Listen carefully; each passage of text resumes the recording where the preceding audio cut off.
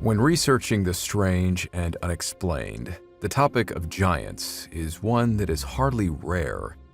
In the realm of cryptids and unexplained monsters, this really shouldn't be surprising. Whether because of our faith in ancient Hebraic texts or simply the wide swath of cultural beliefs around the world, compared to many bizarre stories out there, giants are hardly the most unlikely creature to have walked the earth. According to some reports, they still do. Giants, by all accounts, are not that far off from being human, just very large humans. In this way, it could be speculated that giants are also territorial, tribal people. The breadth of human history, even until today, is marked by our desire to possess the land that we live on and to take land that other people live on so as to expand our borders and cultural influence. Aside from our inexplicable hatred of one another, our territorial nature seems to be one of the leading causes of war. So it should again be no surprise that if giants did once exist, they would have encountered humans, and when they did, it would not have always been a friendly encounter. Fortunately for us, giants are certainly hard to come by nowadays. It seems many of our ancestors managed to win those fights, and according to their extensive and oddly similar legends, this includes many native tribes in northern, central, and South America. These are the many remarkable stories of Native Americans shedding the blood of giants.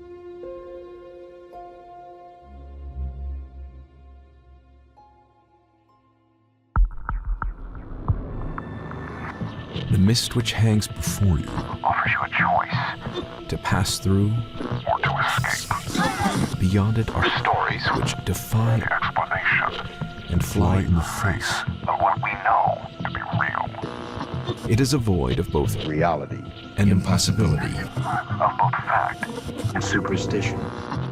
You alone are left to discern what to believe as you pass through what we call the fog of war.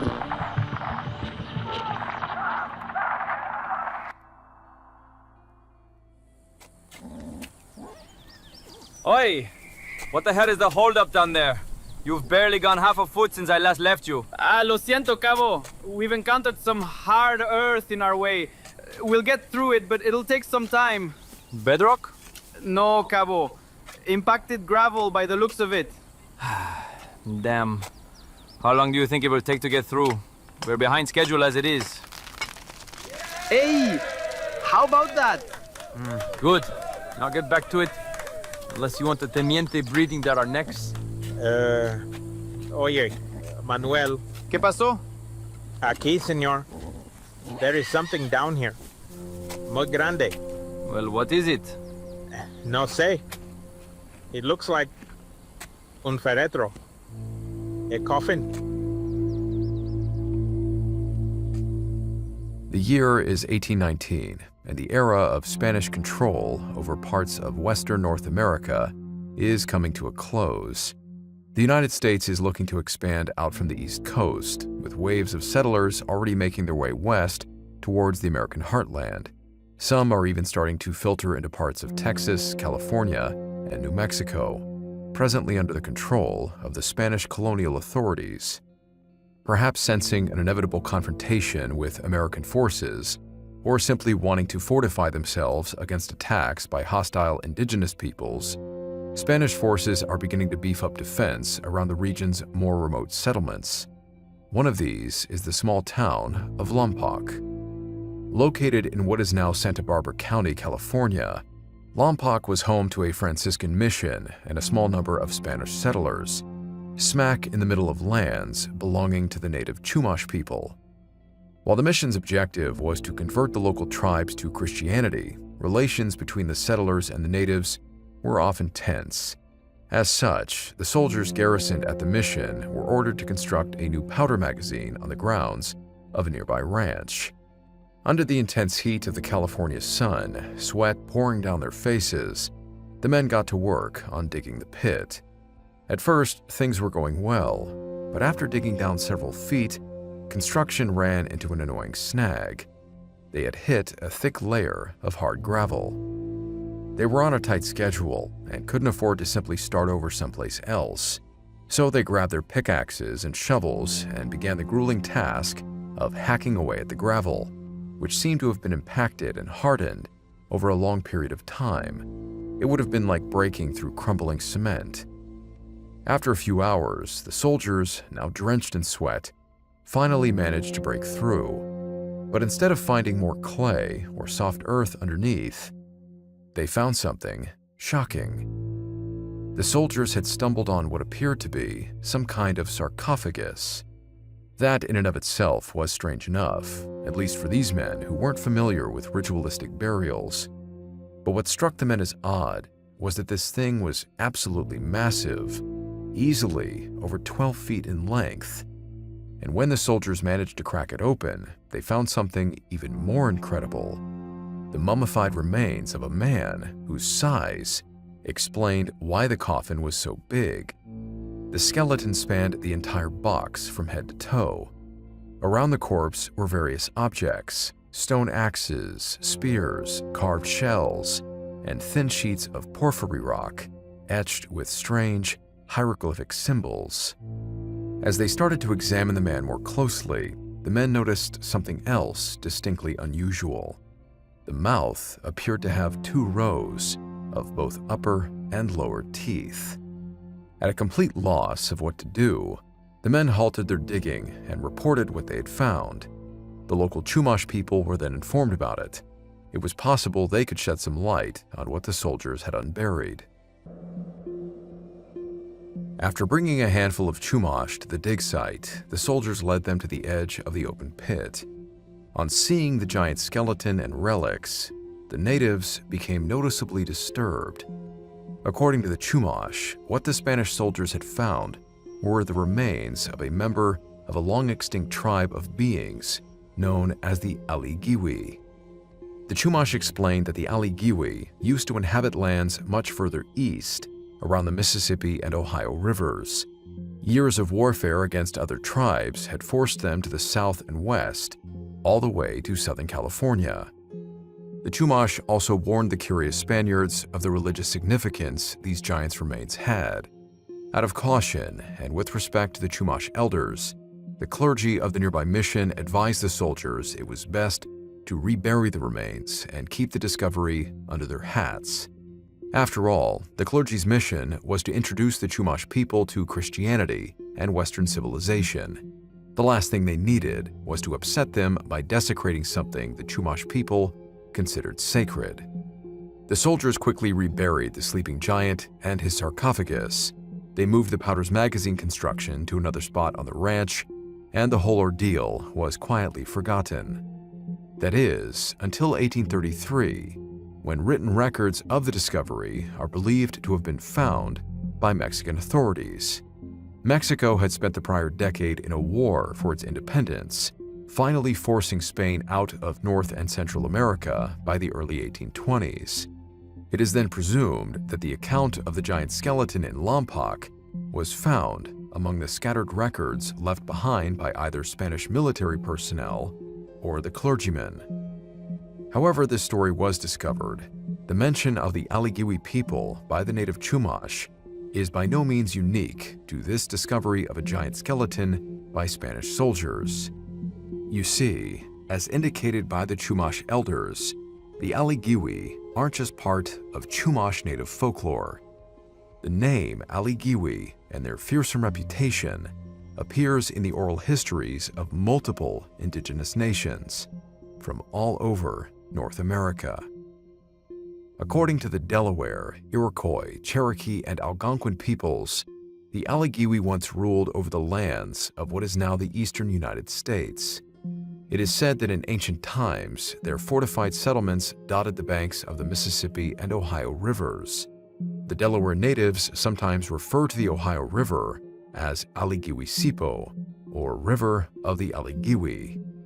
Lending credibility to their existence across these different cultures, the descriptions of the Aligiwi are consistent, both in their physical appearance and behavior.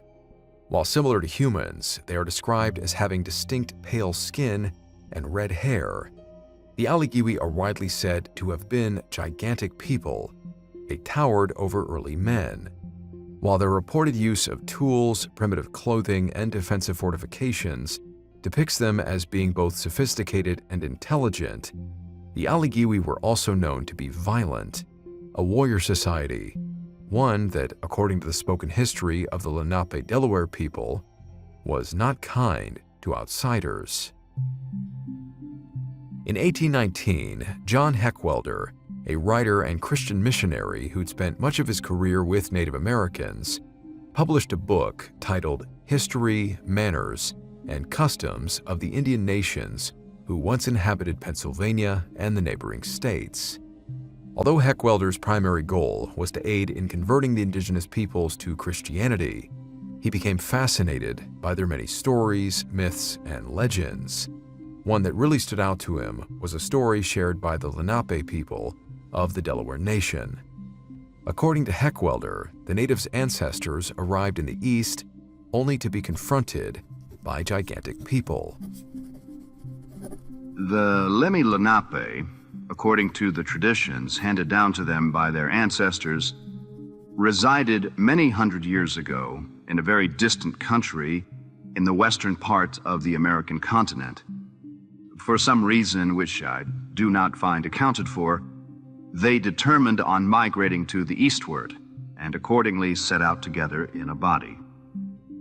After a very long journey, and many nights' encampments by the way, they at length arrived on the Mississippi, where they fell in with the Mengwe, who had likewise emigrated from a distant country and had struck upon this river somewhat higher up. The spies, which the Lenape had sent forward for the purpose of reconnoitering, had long before their arrival discovered that the country east of the Mississippi was inhabited by a very powerful nation who had many large towns built on the great rivers flowing through their land. Those people, as I was told, called themselves Taligu or Taligiwi. Colonel John Gibson, however, a gentleman who has a thorough knowledge of the Indians and speaks several of their languages, is of the opinion that they were not called Taligiwi, but Aligiwi. Many wonderful things are told of this famous people. They are said to have been remarkably tall and stout, and there is a tradition that there were giants among them, people of a much larger size than the tallest of the Lenape. It is related that they had built to themselves regular fortifications or entrenchments. When the Lenape arrived on the banks of the Mississippi, they sent a message to the Aligiwi to request permission to settle themselves in their neighborhood. This was refused them, but they obtained leave to pass through the country and seek a settlement farther to the eastward. They accordingly began to cross the Namsesi-Sipu. When the Aligiwi, seeing that their numbers were so very great, and in fact they consisted of many thousands, made a furious attack on those who had crossed, threatening them with all destruction if they dared to persist in coming over to their side of the river. Fired at the treachery of these people and the great loss of men they had sustained, and besides, not being prepared for a conflict, the Lenape consulted on what was to be done, whether to retreat in the best manner they could, or try their strength and let the enemy see that they were not cowards, but men. The Mengwe, who had hitherto been satisfied with being spectators from a distance, offered to join them, on condition that, after conquering the country, they should be entitled to share it with them. Their proposal was accepted, and the resolution was taken by the two nations: conquer or die. The Lenape and Mengwe declared war against the Aligiwi, and great battles were fought in which many warriors fell on both sides. The enemy fortified their large towns and erected fortifications, especially on large rivers and near lakes, where they were successfully attacked and sometimes stormed by the Allies. An engagement took place in which hundreds fell, who were afterwards buried in holes or laid together in heaps and covered over with earth. No quarter was given, so that the Aligiwi, at last, finding that their destruction was inevitable if they persisted in their obstinacy, abandoned the country to the conquerors and fled down the Mississippi River, from whence they never returned.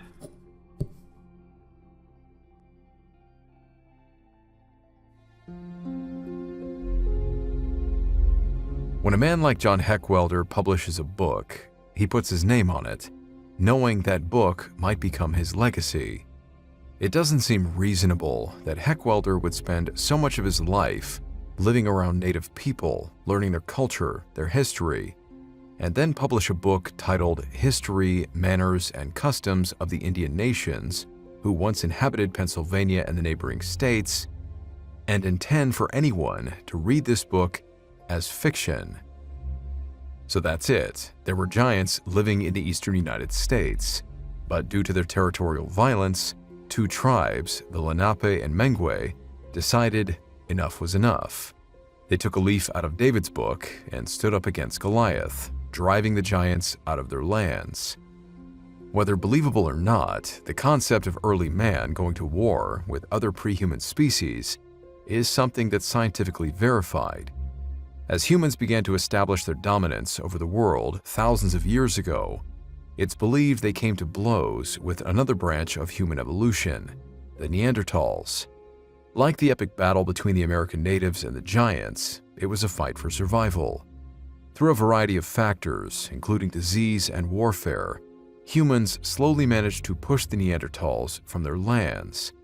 As far as we know, having never found a living specimen, this is what led to the complete extinction of the Neanderthals.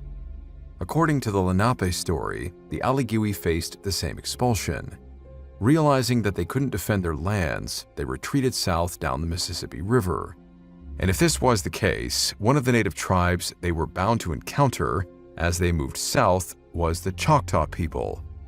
This begs the question, does Choctaw legend and oral history also speak about giants? It does. Giants are incorporated into their own story of creation. However, they don't refer to these giants as Aligiwi. Horatio Bardwell Cushman wrote on the subject in his 1899 book, History of the Choctaw, Chickasaw, and Natchez Indians. The tradition of the Choctaws told of a race of giants that once inhabited the now state of Tennessee, and with whom their ancestors fought when they arrived in Mississippi in their migration from the west. Their tradition states the Nahulo race of giants was of wonderful stature. Cushman said Nahulo came to be used to describe all white people, but it originally referred specifically to a giant white race with whom the Choctaw came into contact when they first crossed the Mississippi River. The Nahulo were said to be cannibals. Part of the inspiration for Horatio's writing on these legends is a fascinating story spoken by the Choctaw about their ancestors, the Okla people. Choctaw legend says that the first of their people emerged from the dark caverns of Naniwaya, an ancient earth mound located in southeastern Mississippi. But that is only one part of a much larger story. In an August 1980 issue of the Choctaw Nation's official newspaper, Bishinik, writer Len Green published a 10-part series titled Origins of the Choctaw People, Retold from Old Legends. This segment, simply titled The Great War, tells the story of how the Choctaws' ancestors were driven underground in the first place. Long ago, possibly in the Middle Woodland period between 300 to 600 AD, the territory east of the Mississippi was known as Okla. For the Okla people, this place was a paradise. The fertile soil of the land around Naniwaya allowed the Okla to grow and harvest large amounts of crops, filling their stores with everything from corn, beans, peas, squash, and melons. Likewise, the trees and bushes provided them with all kinds of fruits, nuts, and berries. Game animals were in no short supply, and hunters rarely came back empty-handed. Despite some of these hunting parties straying into land controlled by other tribes, resulting in small skirmishes, the Okla people enjoyed a period of uninterrupted peace and prosperity. That is, until a mysterious stranger wandered into their territory one day with an urgent warning. The man, whose name was Hopainla, claimed to be a messenger of the almighty Sunfather. He told the Okla that a race of white-skinned giants would soon descend on their lands from the north. He frantically explained to anyone that would listen that they needed to prepare for the coming danger. But the Okla simply laughed off the strange man's ramblings. Soon they would realize the man wasn't a lunatic. Word came down from a few smaller villages on the outskirts of the Okla territory who claimed to have been visited by several massive, pale beings. Due to their immense size, the Okla referred to them as the Nahulo. At that time in Choctaw history, Nahulo simply meant giant, but it has since become a blanket term describing white people in the Choctaw language. While the giants were peaceful during their visits, their presence alone was enough to spook members of the Okla hierarchy, who quickly sent bands of warriors to track down the invaders. As these men set out into the countryside, Hopainla was brought before the Council of Chiefs. While the council's primary concern was to protect their people, they were also adamant about defending their sacred homeland.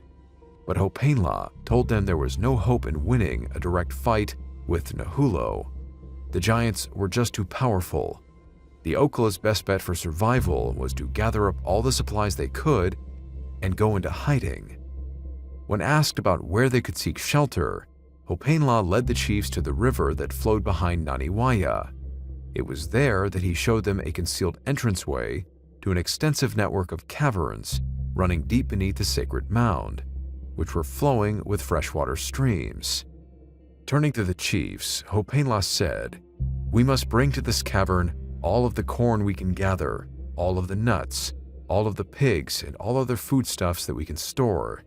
We may also eat of the white and gray mushrooms that grow in these caverns, but we must not touch the black mushrooms, for they are filled with a terrible poison." Though some of the chiefs wanted to wait for the scouting parties to return with more information, Hopainla insisted that they needed to begin preparations now. Once the invasion started, he said, it would already be too late. And so, it was decided. The chiefs mobilized their people and prepared to shelter underground. Their decision came not a moment too soon. In the fall of that year, the Nahulo struck with full force. The Nahulo swarmed into Okla territory from the north, killing and burning everything that stood in their path. By the time the scouting parties returned, what was left of them anyway, the scenes they described were grim. Our arrows and darts but pierced their skins deep enough to make them angry, the warriors reported. With their huge clubs and axes, they scattered us as a flurry of dried leaves before a high wind. The ground became so slickened from our blood and our escaping entrails that we could hardly stand a fight, and the streams and rivers ran red with the blood of Okla.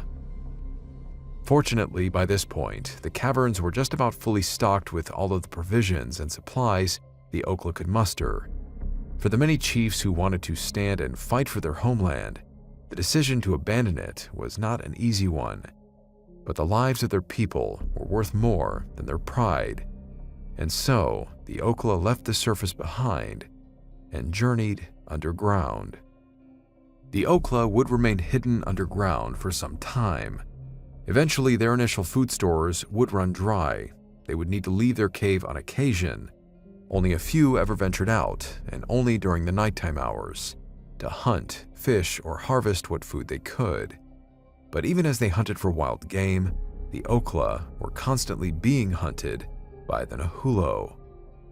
Days would become weeks, weeks would become months, and soon they had spent years in hiding. They were surviving, yes, but this was no way to live. They had been underground for so long that some of the younger generations had never even seen the sun or felt its warmth. But one day, a rebellious young man stepped forward, determined to change things.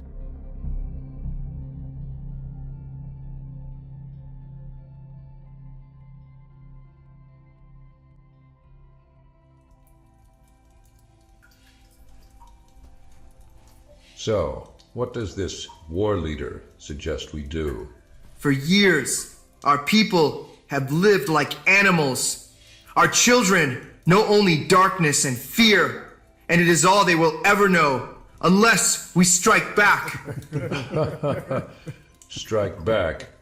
Boy, our axes cannot kill the Nahulo. Our legs are too short to run from them until they die from exhaustion. How can you be a war leader when there is no way you can fight against them? And it is exactly that way of thinking that has doomed our people for generations.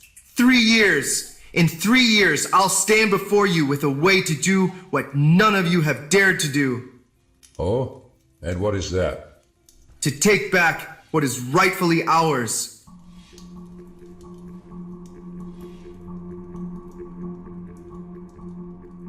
This young Okla stood before the Council of Chiefs and declared that his name would now be Palichitati, or War Leader.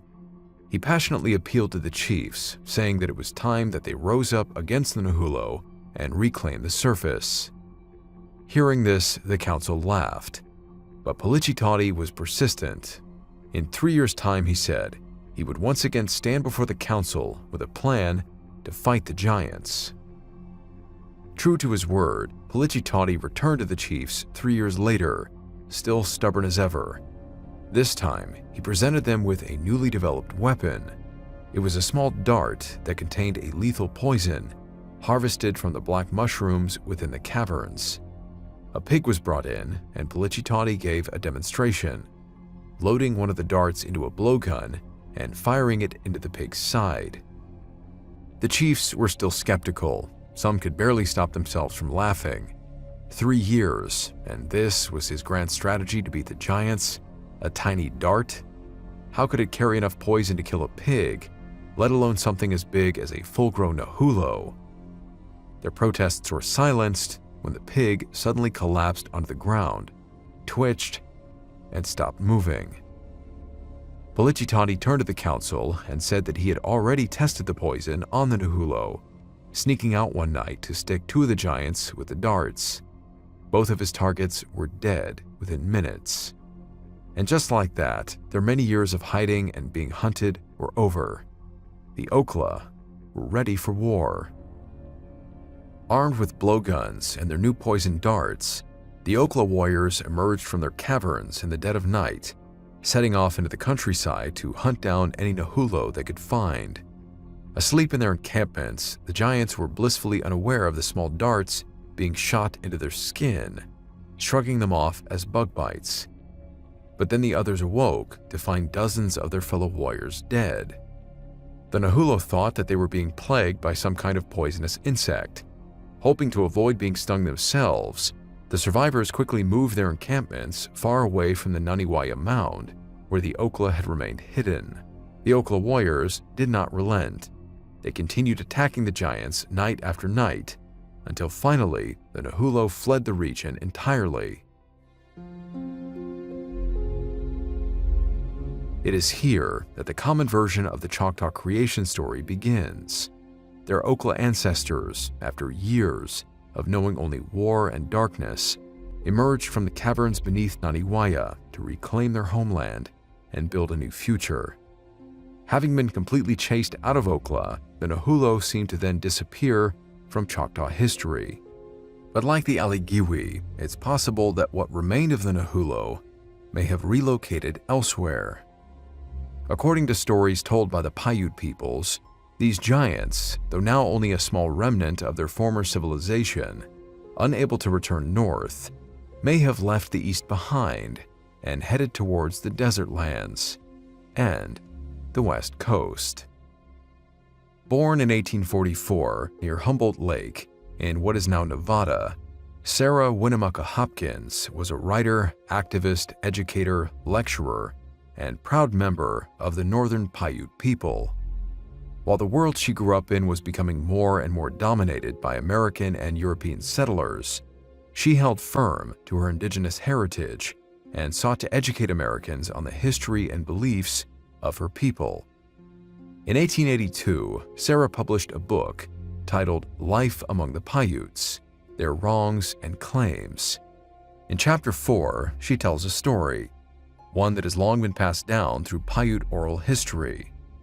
According to this incredible account, the Paiute people once engaged in a war of total annihilation against a tribe of pale-skinned, red-haired barbarians who made their last stand at a place called Lovelock Cave, a real location in Nevada.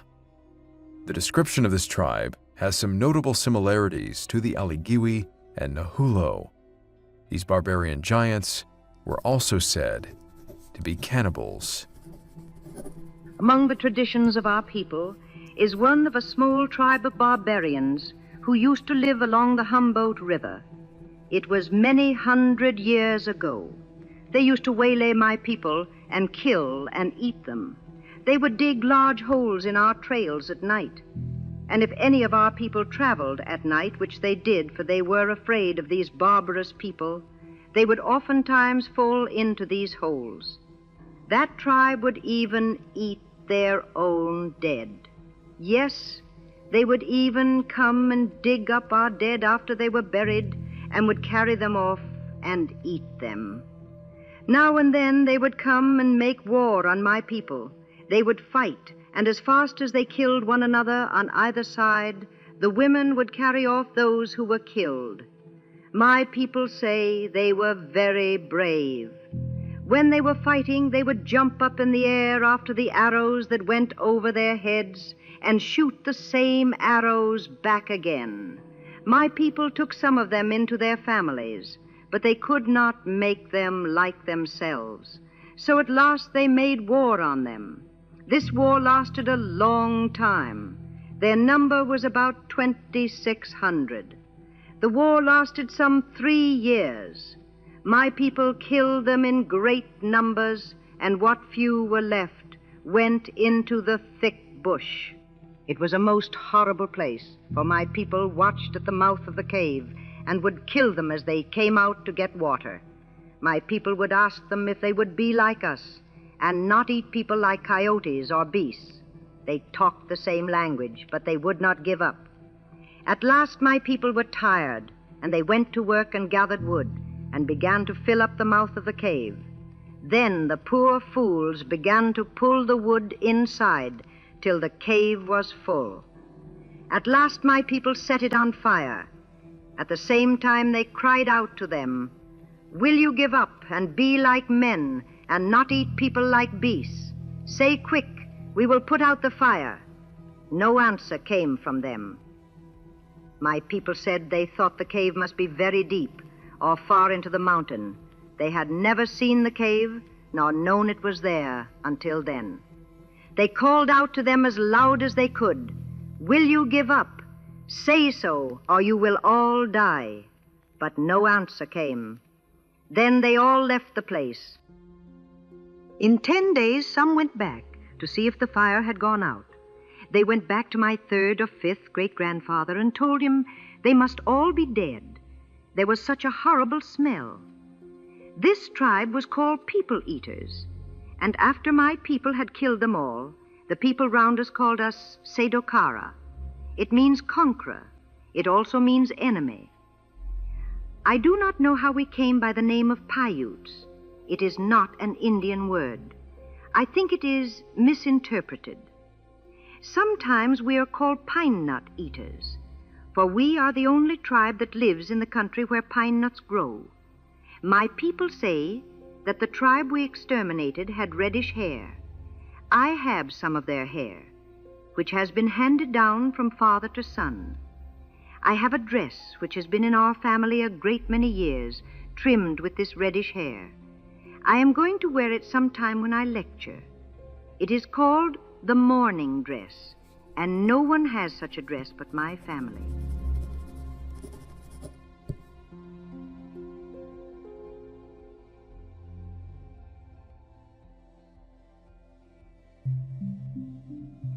Reports of giants living and fighting for their stake in the Midwest are spoken about by other tribes, including the Comanches, a tribe from the Great Plains. Chief Rolling Thunder of the Comanches gave the following account of an ancient race of white giants in 1857. Innumerable moons ago, a race of white men, 10 feet high, and far more rich and powerful than any white people now living, here inhabited a large range of country extending from the rising to the setting sun. Their fortifications crowned the summits of the mountains, protecting their populous cities situated in the intervening valleys. They excelled every other nation which flourished, either before or since, in all manner of cunning handicraft, were brave and warlike, ruling over the land they had wrested from its ancient possessors with a high and haughty hand. Compared with them, the pale faces of the present day were pygmies in both art and arms. The chief explained that when this race of giants forgot justice and mercy and became too proud, the Great Spirit wiped it out, and all that was left of their society were the mounds still visible on the tablelands. This account was documented by Dr. Donald Panther Yates, a researcher and author of books on Native American history. Yates also writes of the Starnake people of Navajo legend, which were described as a regal race of white giants endowed with mining technology who dominated the West, enslaved lesser tribes, and had strongholds all throughout the Americas. They were either extinguished or went back to the heavens. Around the same time, in 1864, journalist Pedro de Cieza de Leon wrote in Chronicle of Peru about legendary giants described to him by the Manta indigenous people. There are, however, reports concerning giants in Peru who landed on the coast at the point of Santa Elena. The natives relate the following tradition, which had been received from their ancestors from very remote times. There arrived on the coast in boats made of reeds, as big as large ships, a party of men of such size that from the knee downwards, their height was as great as the entire height of an ordinary man, though he might be of good stature. Their limbs were all in proportion to the deformed size of their bodies, and it was a monstrous thing to see their heads with hair reaching to the shoulders. Their eyes were as large as small plates. De Leon said that the sexual habits of the giants were revolting to the natives, and heaven eventually wiped out the giants because of those habits.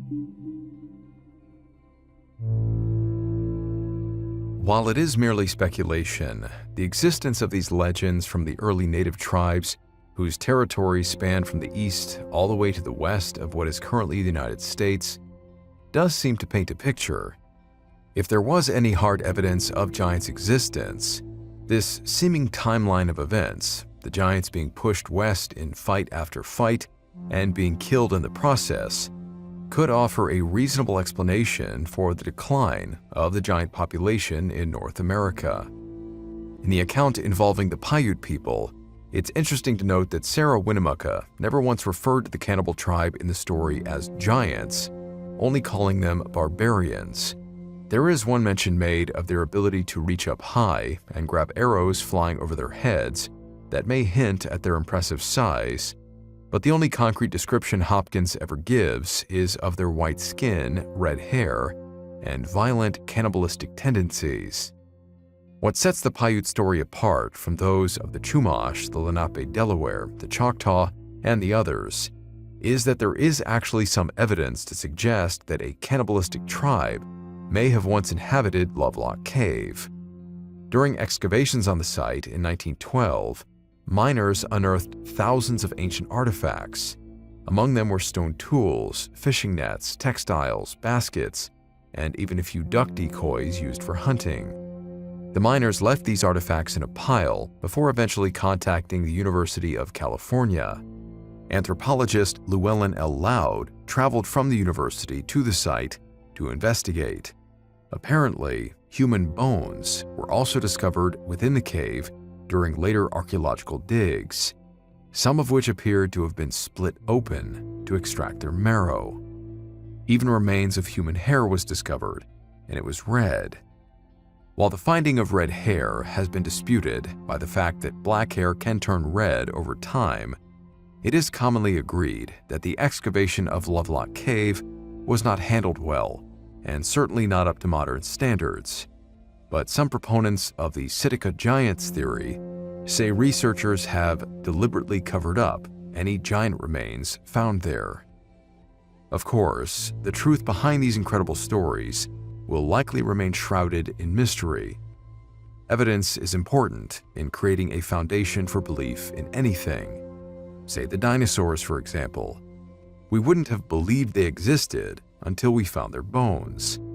But even when William Buckland found the fossilized bones of a megalosaurus in 1824, he wasn't the first.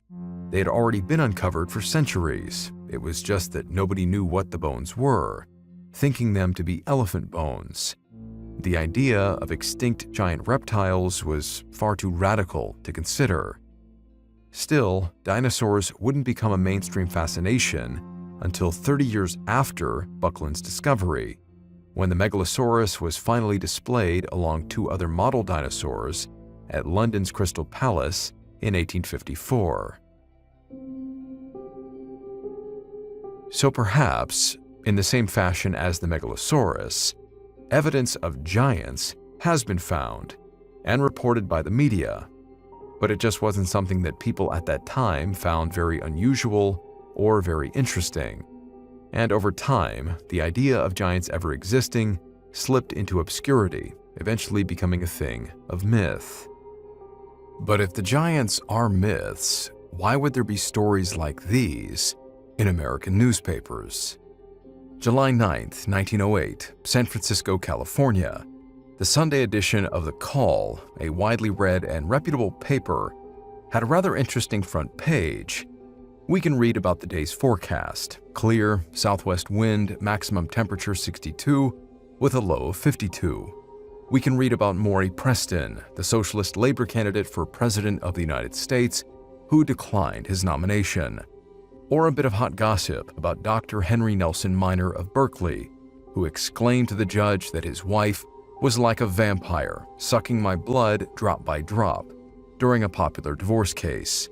Or there's Mr. William Woody of Cottonwood, accidentally shooting through his left hand and hitting Mrs. Henry Beebe, who was standing next to him, as he cleaned his revolver during the old soldiers' camp meeting near Whitmore. There's an update on the rise in anarchy in Salvador. The revolutionaries had just captured the town of Gracias. And crammed in between these everyday stories is something a bit eye-catching.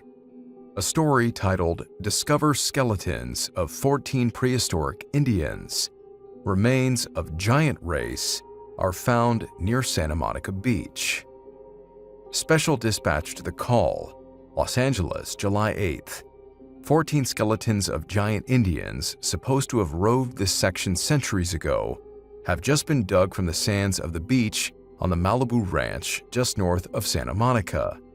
The smallest skeleton indicates a stature of 7 feet, while several of the Indians must have been at least 8 feet tall. The discovery was made by 3 Santa Monica men camping at the mouth of Malibu Canyon. The skull's teeth and bones are in an excellent state of preservation. Many relics of an extinct race have been found in the same locality, but no skeletons of such size have ever before been unearthed. Just over a week later, the same story was run again in another reputable paper. The name might ring a bell: the Lompoc Journal. On the front page of the Saturday, July 18, 1908 edition, right above a blurb about new laws regarding railroads and lumber transport safety, and an awful story about a respected government man killing his 3-year-old daughter and himself in a fit of insanity, there's a story titled Find Bones of Giants. Santa Monica, what is believed to be the burial ground of the giant race which inhabited these shores before the discovery of California by Cabrillo, was found last week by campers. On the beach of Malibu Ranch where they camped, the party observed a skull protruding out of the ocean's shelving bank of sand and gravel. Digging a few minutes, they unearthed 14 more skulls and a number of complete skeletons, all more than 7 and several over 8 feet long. A large collection of heavy stone mortars, pestles, utensils of various kinds, and arrow points were dug up nearby. Imagine a story like that today, squashed into a small section on the front page of your daily paper, and it not being the main headline of the day. Clearly, it was more of an archaeological interest piece rather than something anyone would find all that shocking. So maybe there was a time, not too long ago, when the existence of giants wasn't thought to be so far-fetched. And in spite of what the first article stated, this discovery on the beaches of Santa Monica, California, is not alone. The front page of the Butler County Democrat from a decade earlier, on January 19, 1899, in Hamilton, Ohio. The story titled, Full Description of the Skeleton Found at Miamisburg. A skeleton measured at 8 feet 1.5 inches was found buried in a sitting position, with the skull drooped between the knees. It was uncovered in the Miami Valley by 2 men, an area where it was apparently common to find relics of what the article refers to as mound builders. The article goes into detail discussing the anthropological comparisons that were being made between this large fossilized skeleton and Pithecanthropus erectus discovered by Dr. Dubois in Java. Then there's page 3 of the Northern Arizona paper, the Prescott Journal Minor, published on February 11, 1913, a few years after the Santa Monica Beach discovery. Ancient burying ground uncovered. Skeletons found indicate that race of giants once lived on banks of Sycamore Creek. Another 8-foot skeleton discovered, this time by Mr. Corbin of Sycamore Creek. The story also alludes to the discovery of a second massive skeleton by a man named Peter Marks on Walnut Creek only a few months prior. There's even a discovery much more recently that made headlines. Perhaps it went unnoticed during the height of the COVID pandemic, or because most people have no real interest in the existence of giants. But in January 2022, another article was published by an archaeological magazine and quickly circulated online. Giant 7 to 8 foot skeletons uncovered in Ecuador, sent for scientific testing. It seems Pedro de Cieza de Leon's interviews with the Manta people from 160 years ago now have some validation. The article explains that British archaeologist Russell Dement and his team are, as of 3 years ago, currently analyzing skeletal remains discovered in Ecuador and Peru. These bones, dating back to the 14th and 15th centuries, belong to individuals who stood an astonishing 7 to 8 feet tall. The research, funded by Germany's Freie Universität, or Free University, hopes to uncover whether these finds validate the long-held belief in a race of exceptionally tall people who once roamed this region of the Amazon. The team is proceeding with extreme caution, as Dement said, quote, Even though I had been working for Frey for many years, I was afraid that they may not provide funding for someone hunting for giants. Even scientists may find this a little far-fetched, especially outsiders. In light of the sensational nature of this, we must be extremely careful in our investigation because it will be met with a lot of mistrust. What makes these findings even more intriguing is the remarkable health of the skeletons, which show no signs of the typical abnormalities associated with gigantism. Instead, they exhibit healthy joints and large lung capacities. This suggests that their height might have been a natural characteristic of their population rather than a medical condition. The discovery site also reveals ornate burial practices, which help preserve these unique remains. It's been 3 years. As Dement's team continues their meticulous work, including DNA analysis, the world waits to see if these ancient giants will rewrite our understanding of human history in the Amazon jungles and beyond, bringing these age-old legends into the realm of scientific fact.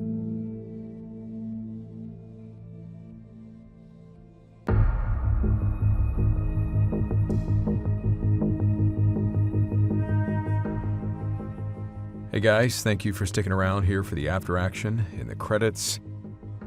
This is an episode I actually started working on a while ago. The Solomon Island Giants episode was the result of me starting to research the Lompoc giant story with the Mexican soldiers, finding all this material on giants, and then running across the Solomon Island story, so I pivoted away from this one. And I'm glad I did, because I think Jake did an excellent job diving into the research on this one and connecting all these stories together. Even as someone who studies scripture and has found it undeniably true, which would then by default include the stories about giants like the Nephilim, the descendants of Anak, Goliath, etc., there is still a part of my brain that has found the idea of giants living in the Americas difficult to fully accept. But now, I mean, when Jake wrote this script, it's not like he found a single source that had connected the dots in the same way as you just saw. From stories on the giant Aligiwi people, as told by at least 4 different native tribes living in the American Northeast, followed by the Choctaw legends in the American Southeast, and then the Paiutes further west in Nevada, and then the Chumash people in California. Even if some of the native legends became a bit embellished over time, when you line up the timelines, it does seem to paint a picture of why, because we don't see giants today, giants disappeared from North America. And that's not the intention that we started this episode with, right? It's not like we were trying to figure out what happened to giants, we're just telling the stories, but it does seem to paint this picture. They were pushed out or driven into extinction. You combine these stories with the front page articles about finding giant skeletal remains in these same regions, like in Ohio, California, or the cannibalized human remains in a cave in Nevada, and the other stories about giants in either Central or South America, the recent discovery of massive skeletons in Ecuador and Peru. I just can't help but to be a little more convinced that giants once roamed the Americas alongside the native people. And based on the San Francisco newspaper article, which said the giants were supposed to have roved this section centuries ago, clearly we are not the first people to think that, just the first people in a long time who never saw the word giant mentioned in any book outside the Bible and children's fairy tales. Makes you wonder what happened to all those bones. I've read the conspiracy theories, but I still don't see why the idea of acknowledging that giants either exist or did exist is somehow damaging to our society. But then, based on soldiers and Marines coming back from Afghanistan and their stories, to think that giants still do exist even today, well, time will tell, I suppose. Let me know what your thoughts are in the comments. Thank you for listening. Thank you for watching, for subscribing, for commenting. Everything and anything you guys do to help support our work here on Wartime Stories and to help keep this channel running strong We sincerely appreciate it. As always, a huge shout out to both my patrons and YouTube channel members for your incredible support. May God be with each and every one of you, no matter what you are dealing with. And I will see you in the next episode.